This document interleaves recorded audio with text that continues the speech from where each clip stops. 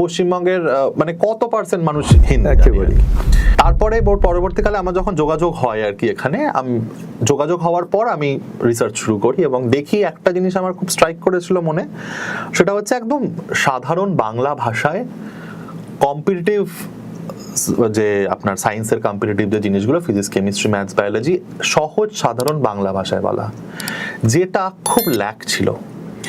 যেটা আমার স্টুডেন্টদের ক্ষেত্রে আমি দেখেছি যে তারা মানে যখন সার্চ করছে একটা কোনো টপিক, র্যান্ডম টপিক, হিন্দি জিনিসগুলো আসছে এবং হয়তো আমাদের হুগলি জেলার ওই অঞ্চলের ছেলেমেয়েরা হিন্দিটুকু জানে বলে তারা বাধ্য হচ্ছে ওটা পেরিয়ে যাচ্ছে। কিন্তু একটা বড় মানে পার্সেন্টেজ অফ স্টুডেন্টস কিন্তু তারা কিন্তু হিন্দিতে সড়গড় নয়। আমরা এটা একেবারে। শহরে বসে ভাবি যে সবাই হিন্দি জানে। বিশেষত প্রান্তিক জায়গাগুলো। হ্যাঁ, পশ্চিমবঙ্গের মানে কত পার্সেন্ট মানুষ হিন্দি জানে? একেবারে। তো তাদের জন্য বাংলায় একটা গাইডেন্স, এবং সেটা ইউটিউব মানে ফ্রি আর কি, শুধুমাত্র নেট রিচার্জ থাকলেই হবে।